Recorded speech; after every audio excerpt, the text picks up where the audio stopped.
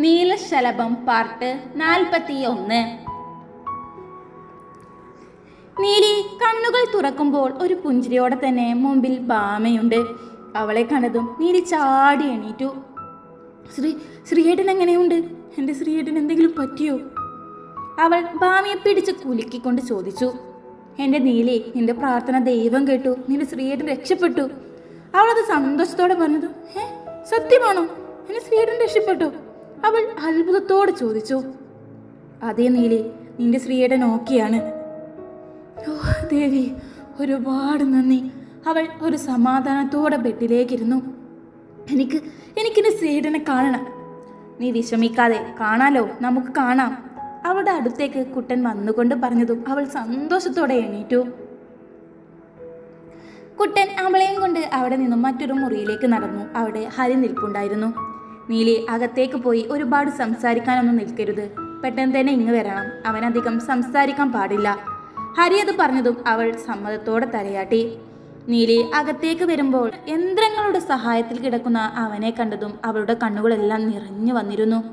അവൾ അവൻ്റെ അരികിൽ വന്നിരുന്നു കൊണ്ട് അവനെ സങ്കടത്തോടെ നോക്കി. അവൻ്റെ കയ്യിൽ അവൾ പതിയെ തലോടിക്കൊണ്ട് നിൽക്കുമ്പോൾ അവളുടെ കണ്ണുനീർ തുള്ളികൾ അവൻ്റെ കയ്യിലേക്ക് വീണതും ആ കൈ കൊണ്ട് നീലിയുടെ കൈ പിടിച്ചതും അവൾ ഞെട്ടിക്കൊണ്ട് അവനെ നോക്കുമ്പോൾ അവൻ കണ്ണു തുറന്ന് അവളെ നോക്കി കിടക്കുന്നുണ്ട്. ശ്രീയേട്ടാ, ആ വിളി കേട്ടതും അവനൊന്ന് പുഞ്ചിരിച്ചു. നീലി, ഞാൻ എങ്ങനെയാടി രക്ഷപ്പെട്ടത്? ഞാൻ മരിച്ചില്ല അല്ലേ? നിന്റെ പ്രാർത്ഥനയാവും. അയ്യോ, സംസാരിക്കില്ലേ. നിങ്ങൾക്കധികം സംസാരിക്കാൻ പാടില്ല എന്നാ പറഞ്ഞത്. ഇതെല്ലാം ഇനി പെട്ടെന്ന് സുഖമാവും. ഞാനും എൻ്റെ ശ്രീയേട്ടനുമായി സന്തോഷത്തോടെ ജീവിക്കും. അവൾ നിറമീയോടെ പറഞ്ഞതും അവനും സന്തോഷത്തോടെ തലയാട്ടുന്നുണ്ട്. കുറച്ചു നേരം ഒന്നും മിണ്ടാതെ അവർ പരസ്പരം നോക്കി നിന്നു. ശ്രീയേട്ടാ, ഈ ആഴ്ച വല്ലാത്തൊരു യുഗമായിരുന്നുല്ലേ. ഒരുപാട് മിസ് ചെയ്തു. അത് കേട്ട് അവനൊന്ന് പുഞ്ചിരിച്ചു. എവിടെ അവൾ? വിളിച്ചോണ്ട് വാടാ അവളെ. ദീപക് ദേഷ്യത്തിൽ ഗുണ്ടകളോട് പറഞ്ഞതും സർ, അവൾ ഇതാ ഇങ്ങോട്ട് വരുന്നു. അത് കേട്ട് ദീപക് ദേഷ്യത്തോടെ നോക്കുമ്പോൾ ആ നേഴ്സ് ഒരു പേടിയോടെ അവൻ്റെ അടുത്തേക്ക് വന്നു. ഡീ, ഞാൻ പറഞ്ഞതാണോ ചെയ്തത്? അവനിപ്പോൾ ജീവനോടെ ഉണ്ടല്ലോ. നിന്റെ മോളോട് നിനക്ക് ഇത്ര സ്നേഹമേ ഉള്ളോ?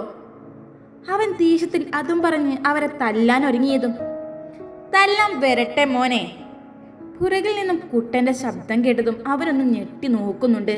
അപ്പോഴേക്കും അവരുടെ പുറകിൽ കുട്ടനും സഞ്ജുവും ഭാമയും സ്നേഹയും ഹരിയും വന്ന് നിൽപ്പുണ്ട്. അവരെല്ലാം കാണുമ്പോൾ അവനൊന്ന് ഞെട്ടുന്നുമുണ്ട്. എന്താ മോനെ, ഞങ്ങളെല്ലാം നീ മറന്നോ? അതോ ഇനി ഓർമ്മിപ്പിച്ചു തരണോ? സഞ്ജുവിൻ്റെ ചോദ്യം വന്നതും ദീപക് ദേഷ്യത്തിൽ അവരെ നോക്കി. എന്താണ്, സ്വന്തം മോളെ മറന്നോ അതോ അവളെ വേണ്ടേ? അവനൊരു പുച്ഛത്തോടെ നേഴ്സിനോടാണ് അത് ചോദിച്ചത്. മോളെ പൂജ. അത് കേട്ടതും ആ കുട്ടി അങ്ങോട്ട് ഓടി വന്നു. ഇതല്ലേ നീ ഭീഷണിപ്പെടുത്തിയ കുട്ടി? അവളിപ്പോ ഇവിടെയുണ്ട്. നിന്റെ കളിയൊന്നും ഇങ്ങോട്ട് വേണ്ട. കുട്ടനായിരുന്നു ദേഷ്യത്തിൽ അത് പറഞ്ഞത്. ഓ, അപ്പോൾ എല്ലാം കണ്ടുപിടിച്ചുകൊണ്ടാണ് വരത്. ദീപക് പുച്ഛത്തോടെ തന്നെ നിന്നു. ദീപക്, നിനക്ക് എന്താ പ്രശ്നം? നിനക്ക് കിട്ടാനുള്ളതെല്ലാം നീ ചോദിച്ചു മേടിച്ചു. ഇനിയെങ്കിലും ശ്രീയേട്ടനും നീലിയും ജീവിച്ചോട്ടെ. അപ്പൊ അവൻ്റെ ഒരു കൊട്ടേഷൻ. ദേഷ്യത്തോടെ ഭാമയുടെ സംസാരം കേട്ട് ദീപക് ദേഷ്യത്തിൽ അവരെ നോക്കി. ശ്രീകാന്ത് 2 പ്രാവശ്യം രക്ഷപ്പെട്ടു. സങ്കടമുണ്ട്. ശ്രീകാന്തിനെ ഞാൻ വെറുതെ വിടാം. എനിക്ക് നീലിയാണ് വേണ്ടത്. അവളെ നിങ്ങൾ എനിക്ക് തന്ന ഈ പ്രശ്നമൊന്നും ഇവിടെ ഉണ്ടാവില്ല. ദീപകിന്റെ സംസാരം കേട്ടതും ദേഷ്യത്തിൽ അവൻ്റെ അടുത്തേക്ക് വന്ന് അവൻ്റെ കോളറിൽ പിടിച്ചിട്ടോ. ദീപകിന്റെ കുണ്ടകൾ അവരുടെ അടുത്തേക്ക് നേരെ വരാൻ തുടങ്ങിയതും അവൻ കൈ ഉയർത്തി അവരെ തടഞ്ഞു. വിളിക്കട പോലീസിനെ. നിനക്ക് കിട്ടിയതൊന്നും മതിയായില്ല അല്ലേ? അത് കേട്ടതും ദീപക് ദേഷ്യത്തിൽ അവൻ്റെ കൈ തട്ടി മാറ്റി. മോനെ, നീയൊക്കെ പോലീസ് എന്ന് പറഞ്ഞ് ആരെയാ ഈ പേടിപ്പിക്കുന്നത്? പോലീസിൽ ഏൽപ്പിച്ചാൽ ഞാൻ പുഷ്പം പോലെ ഇറങ്ങി വരും. പിന്നെ ഞാൻ ദീപക്, ഓർത്ത് വെച്ചോ, ഞാൻ തിരിച്ചു വരും. ദേഷ്യത്തിൽ അതും പറഞ്ഞ് അവൻ ജീപ്പിൽ കയറിയതും അവൻ്റെ ഗുണ്ടകളും ജീപ്പിൽ കയറി. അവർ അവിടെ നിന്നും കടന്നു പോകുന്നത് ഇവർ ദേഷ്യത്തിൽ നോക്കി നിന്നു. എന്തിനാ ചേട്ടാ അവനെ വെറുതെ വിട്ടത്? സ്നേഹയായിരുന്നു അത് ചോദിച്ചത്. അവനെ വെറുതെ വിട്ടതല്ല. പോലീസിന് അവനെ ഏൽപ്പിച്ചിട്ട് യാതൊരു കാര്യവുമില്ല. അവൻ പുഷ്പം പോലെ ഇറങ്ങും. അത് അവൻ പറഞ്ഞത് സത്യം തന്നെയല്ലേ? അവൻ്റെ അച്ഛൻ മന്ത്രിയാണ്. അതിൻ്റെ അഹങ്കാരമാണ് അവന്. എത്രയൊക്കെ തല്ല അന്ന് കൊണ്ടിട്ടും അവൻ്റെ ആ നിൽപ്പ് കണ്ടോ? ഇവനെ ഇങ്ങനെയൊന്നുമല്ല കൈകാര്യം ചെയ്യേണ്ടത്. ഇപ്പൊ ഇനി പ്രശ്നം വേണ്ട. ശ്രീകാന്തിന്റെ എല്ലാം മാറി, അവൻ ഇറങ്ങട്ടെ. ഇനി പെട്ടെന്നൊന്നും ഇവൻ ഇങ്ങോട്ട് ഓടി വരാൻ പോകുന്നില്ല. അവൻ പോയ വഴിയെ നോക്കി ഇവർ പറഞ്ഞതും ഒരുപാട് നന്ദിയുണ്ട്. ആ നൈസ് ഇവരോടായി പറഞ്ഞു. അയ്യോ, നന്ദി നിങ്ങളോടാണ് പറയേണ്ടത്. ഞങ്ങളെ വിശ്വസിച്ച് നിങ്ങൾ ഞങ്ങളോട് വന്ന് കാര്യം പറഞ്ഞു. ഇല്ലെങ്കിൽ നിങ്ങൾക്ക് നിങ്ങളുടെ മകളെ ഓർത്ത് അവനെ കൊല്ലാമായിരുന്നു. അരി ഒരു വേദനയോടെ പറഞ്ഞു. എൻ്റെ ഭർത്താവ് ഒരു ആക്സിഡന്റ് കാരണം മരണപ്പെട്ടു. പിന്നീട് ഞാൻ ഇവിടെ എങ്ങനെയാ വളർത്തിയെടുത്തതെന്ന് എനിക്ക് നന്നായി അറിയാം. ഒരു ഭർത്താവ് മരണപ്പെട്ടാൽ എന്തെല്ലാം നേരിടേണ്ടി വരുമെന്ന് എനിക്ക് നന്നായി അറിയാം. അവിടെ ശ്രീകാന്തിൻ്റെ വൈഫ് ആ കുട്ടിയുടെ കരച്ചിൽ കണ്ട് സഹിക്കാൻ കഴിയുന്നില്ലായിരുന്നു. ഒരു നിമിഷം എനിക്കെൻ്റെ പയ്യെ എന്നെ ഓർമ്മ വന്നു. ഞാൻ കടന്നുപോയ നിമിഷങ്ങൾ ആർക്കും അങ്ങനെ ഒരു അവസ്ഥ ദൈവം നൽകാതിരിക്കട്ടെ. എൻ്റെ മോൾക്ക് വേണ്ടി അത് ചെയ്യാൻ വേണ്ടി വന്നതാ. പക്ഷേ എനിക്കാരെയും കൊല്ലാൻ സാധിക്കില്ല. നിങ്ങൾ എന്നെ സഹായിക്കുമെന്ന് തോന്നി. ഒരുപാട് നന്ദി എൻ്റെ മോളെ രക്ഷപ്പെടുത്തിയതിന്. ഇത്രയും പറഞ്ഞ് ആ മോളെ കൊണ്ട് അവർ നടന്നകലുമ്പോൾ അവർ നോക്കി നിന്നു.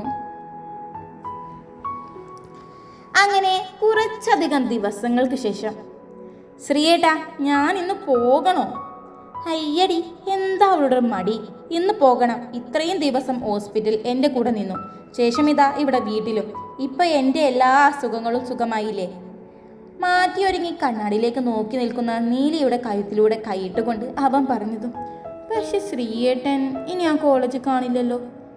നീ എന്നെ കാണാനാണോ കോളേജിൽ പോകുന്നത്? 3 മാസമായി കോളേജിൽ പോയിട്ട്. എത്രത്തോളം പഠിക്കാനുണ്ടെന്നറിയോ? അവനൊരു ഗൗരവത്ത് പറഞ്ഞത്. അതുകൊണ്ട് തന്നെയാണ് കോളേജിൽ പോകാൻ ഇത്ര മടി. ഒരു കുറുമ്പോടെ അതും പിറുപിറുത്തുകൊണ്ട് അവൻ്റെ കൈയും തട്ടി മാറ്റിക്കൊണ്ട് പോകാൻ നിന്നതും. അങ്ങനെ അങ്ങ് പോയാലോ? നിൽക്ക്, ഞാൻ പറയട്ടെ. പോകാനൊരുങ്ങിയ നീലിയെ പിടിച്ചു നിർത്തിക്കൊണ്ട് അവൻ്റെ നേരെ അവളെ നിർത്തി. 2 പേരും മുഖത്തോട് മുഖം നോക്കി നിന്നു. പതിയെ അവൻ്റെ മുഖം അവളിലേക്ക് താഴ്ന്നു വന്നതും നീലി കണ്ണുകൾ കൂമ്പിയടിച്ചു. വലിയൊരു ചുമയുടെ ശബ്ദം കേട്ട് 2 പേരും വാതിലിൻ്റെ അവിടേക്ക് നോക്കുമ്പോൾ അമ്മു അതും നോക്കിക്കൊണ്ട് ഇളിച്ചോണ്ട് നിൽപ്പുണ്ട്. ഷടാ, കുറച്ച് നേരത്തെ വന്നിരുന്നെങ്കിൽ ഒരു കിസ്സിങ് സീന് കാണാമായിരുന്നു. മിസ്സായിപ്പോയി. അത് കേട്ടതും ശ്രീകാന്ത് വന്ന് അമ്മുവിൻ്റെ ചെവിയിൽ പിടിച്ചു. ഓ ചേട്ടാ, മോൾക്ക് എടുത്താ പൊങ്ങാവുന്ന സംസാരമെല്ലാം മതി മോളെ. അതിൻ്റെ മുകളിലേക്ക് വേണ്ടട്ടോ. പോടാ ചേട്ടാ. ശ്രീകാന്തിൻ്റെ കയ്യും തട്ടിയെറിഞ്ഞുകൊണ്ട് അമ്മു അവിടെ നിന്നും ഓടിപ്പോയതും കണ്ടോടി, ഇപ്പൊ ഇവർക്കൊന്നും ബഹുമാനം പോലും ഇല്ലാതെയായി. ശ്രീകാന്ത് അത് പറഞ്ഞതും അങ്ങനെ വേണം. അതും പറഞ്ഞ് കളിയാക്കി ചിരിച്ചുകൊണ്ട് പോകാൻ നിന്ന നീലിയെ അവൻ അരയിലൂടെ പിടിച്ചു. ശ്രീയേട്ട, ആരെങ്കിലും കാണും, പോകാൻ നേരമായി. അവൾ വെപ്രാളത്തോടെ വാതിലേക്ക് നോക്കിക്കൊണ്ട് പറഞ്ഞു. ഓ, അങ്ങനെ ഇപ്പൊ കാണാണെങ്കിൽ കാണട്ടെ. അതും പറഞ്ഞ് ഒരു പുഞ്ചിരിയോടെ അവളെ പൊക്കിയെടുക്കാൻ നിന്നതും ഞാൻ കണ്ടേ. പെട്ടെന്ന് അമ്മു അത് പറഞ്ഞതും, ഡീ കുരിപ്പേ, നീ ഇപ്പോഴും പോയില്ലേ? നീയുടെ അടുത്ത് നിന്ന് കയ്യുമെടുത്ത് അമ്മുവിൻ്റെ പിന്നാലെ ശ്രീകാന്ത് ഓടിയതും. നീലി അത് കണ്ടൊരു പൊട്ടിച്ചിരിയോടെ അവളുടെ ബാഗ് എടുത്ത് പുറത്തേക്ക് വന്നു. മോളെ, കുറേ ദിവസത്തിന് ശേഷം കോളേജ് പോകുകയല്ലേ? പൂജാമുറിയിൽ കയറി ഒന്ന് പ്രാർത്ഥിച്ചിട്ട് പോകാം. അമ്മേ. അപ്പോഴേക്കും അങ്ങോട്ട് ബാമയും സ്നേഹയും കടന്നു വന്നിരുന്നു. നീലി എവിടെ? ഒരുങ്ങിയില്ലേ? അവളിപ്പോൾ ഇങ്ങ് വരും. ഒന്ന് പ്രാർത്ഥിക്കാൻ പറഞ്ഞു വിട്ടതാ ഞാൻ. മക്കൾ വാ, കയറിയിരിക്ക്. മുത്തശ്ശൻ അത് പറഞ്ഞതും അയ്യോ, ഇനി കയറി നിൽക്കാനൊന്നും ടൈമില്ല. അപ്പോഴേക്കും നീലിയും പുറത്തേക്ക് വന്നിരുന്നു. ഒപ്പം തന്നെ ശ്രീകാന്തുമുണ്ട്. ഞാൻ ഇറങ്ങുവാണേ, അവൾ എല്ലാവരോടുമായി പറഞ്ഞ് പുറത്തേക്കിറങ്ങി നടന്നതും ഇടയ്ക്ക് തിരിഞ്ഞ് ശ്രീകാന്തിനെ ഒന്ന് നോക്കിക്കൊണ്ട് നടന്നു. അത് കണ്ട് അമ്മുവും അപ്പവും പരസ്പരം നോക്കി ചിരിച്ചുകൊണ്ട്, നീലി ചേച്ചിക്ക് ഇപ്പോൾ ശ്രീയേട്ടനെ നോക്കി വീട്ടിൽ തന്നെ ഇരിപ്പായതുകൊണ്ട് ഇന്ന് പോകുമ്പോൾ നല്ല വിഷമമുണ്ട്. അതെ, ചേച്ചിയേക്കാളത് ചേട്ടനാണെന്ന് തോന്നുന്നു. അപ്പവും അമ്മുവും ശ്രീകാന്തിനെ നോക്കി കളിയാക്കിക്കൊണ്ട് പറഞ്ഞതും, വീടീടി, നിങ്ങൾ സ്കൂളിൽ പോകാനായില്ലേ? 2 വേഗം സ്ഥലം വിട്. അതും പറഞ്ഞ് അവനൊരു ചിരിയോടെ അകത്തേക്ക് വന്നു. അവൻ അകത്തേക്ക് പോയതും അമ്മുവും അപ്പവും പരസ്പരം നോക്കി പൊട്ടിച്ചിരിച്ചു. എടാ, എൻ്റെ കുഞ്ഞിനെ കളിയാക്കാതെ പോകാൻ നോക്ക് നീ. അമ്മ അത് പറഞ്ഞതും ഓക്കെ മാതാജി. ശ്രീ മുറിയിൽ ഒരു ബുക്ക് വായിച്ച് കുറച്ചു നേരം ഇരുന്നു. എന്തോ ബുക്ക് വായിച്ചിരുന്ന് ഒരു സമാധാനം കിട്ടാതെ അത് മടക്കി വെച്ച് അവൻ ബെഡിലേക്ക് കിടന്നു. എന്നിട്ടും ഒരു സമാധാനമില്ലാതെ തിരിഞ്ഞും മറിഞ്ഞും കിടക്കുന്നുണ്ട്. ശ്രീക്ക് ആ മുറിയിൽ വെറുതെ ഇരുന്നിട്ട് ഒരു സുഖവും ഇല്ലായിരുന്നു. അവൻ്റെ മനസ്സിലേക്ക് നീലി ഓടിയെത്തി. ഹോസ്പിറ്റലിൽ വയ്യാതെ കിടന്ന സമയത്ത് അവൾ കൂടെ ഇരുന്നതും അവന് ഫുഡ് വാരി നൽകിയതും ശേഷം വീട്ടിൽ വന്ന് ഈ മുറിയിൽ കിടക്കുമ്പോൾ എപ്പോഴും കൂടെ ഇരുന്ന് ഭക്ഷണം നൽകിയും ബാത്റൂമിലേക്ക് പോകാൻ സഹായിച്ചും അങ്ങനെ ഓരോ കഥകൾ പറഞ്ഞ് ചിരിപ്പിച്ചും ഇതുവരെ അവൾ കൂടെ ഉണ്ടായിരുന്നല്ലോ എന്ന് അവൻ ആലോചിച്ചു. അവളിന്ന് കോളേജിൽ പോയപ്പോൾ അവൻ അതെല്ലാം ഒരുപാട് മിസ് ചെയ്യാൻ തുടങ്ങിയിരുന്നു.